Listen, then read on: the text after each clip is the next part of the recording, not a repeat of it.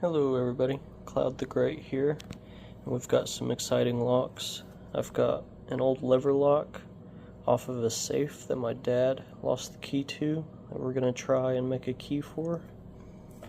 Got a 2000 F350 door lock. It's my first car lock that I'll ever get to try and get into. And then an absolute Frankenstein of a challenge lock. The body was made by GSL Creations. I've got some sort of handicap thumb turn, a Falcon deadbolt, quickset body, and the Callan lock the snake sent to me. This challenge lock is going to snake first, but then will be sent out into the community.